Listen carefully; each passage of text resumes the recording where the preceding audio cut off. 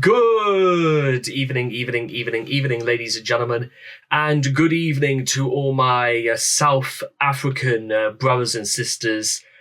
As today, ladies and gentlemen, we're going to be checking out, as you probably might have guessed it, the national anthem of the great nation of South Africa. And also, I want to just say this for the record, ladies and gentlemen.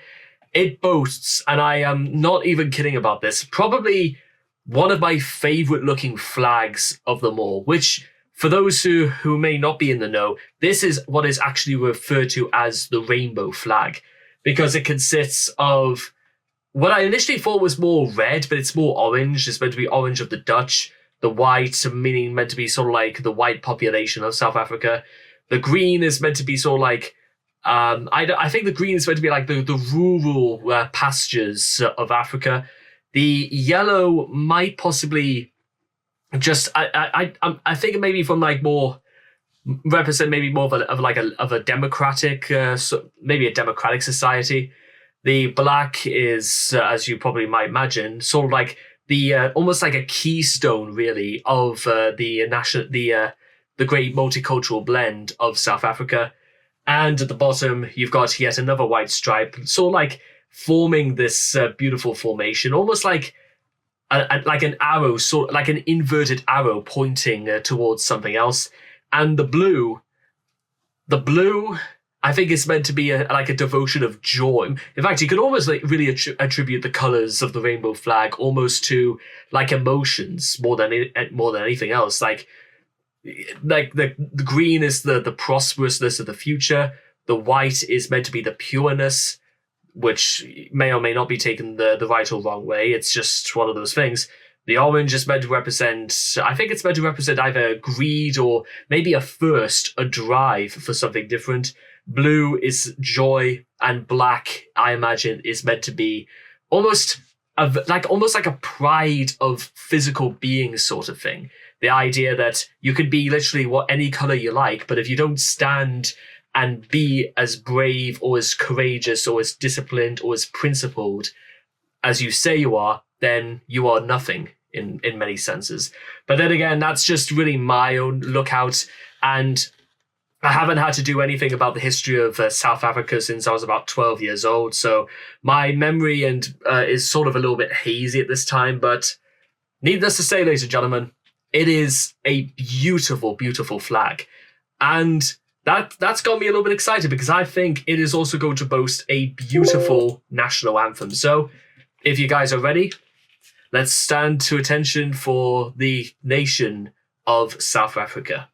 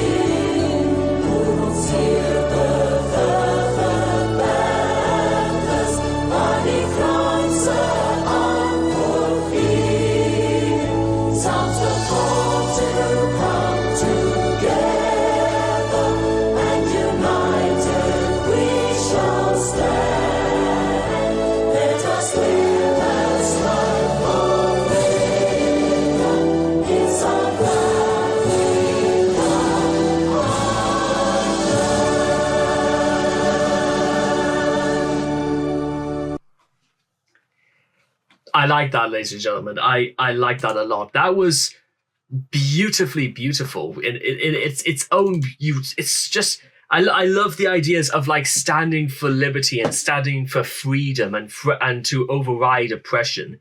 Because what you have to remember, ladies and gentlemen, the South African flag, the rainbow flag, I think it only really came into the public spotlight when Nelson Mandela was finally freed from prison for 21 years over terrorism accusations for I think it was like he was doing a protest at a college, because you have to understand about the savage oppression that apartheid had caused in South Africa.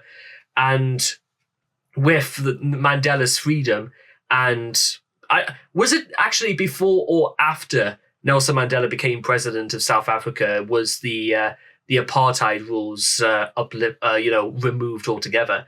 Though again, it could also be attributed to an overwhelming vote on perhaps both sides of the argument, and especially because of maybe some highly influential sort of debates and ideas to put forward by the likes of Bishop Desmond Tutu. And it's superb. It's fascinating, because you have to also understand in this. I think it was like in. I don't necessarily remember exactly what year this might have come into being, but until they were merged into 1990. Okay, so in 1997, because about 10 or so years before this, when Gorbachev became the president of Russia, is when like a lot of communist rule was starting to deplete all across Europe, and the influence in China hadn't really decreased, but rather Russia's influence in China, because China was basically governing itself at this point.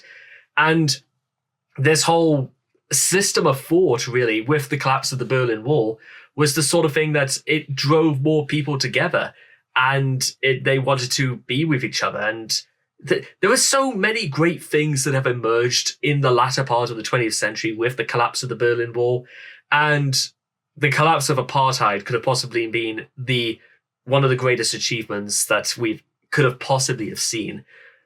And I like that, ladies and gentlemen. And it's very similar to Hymn to Liberty, which is Greece's national anthem, in which they call for, democracy, the right to, freedom, and the exercising this, and also for this to be like a representation of their own country, and so that it may ring out. And because they don't talk about fighting or hatred, they talk about love, prosperity, and the freedom of man to make peace with his enemies.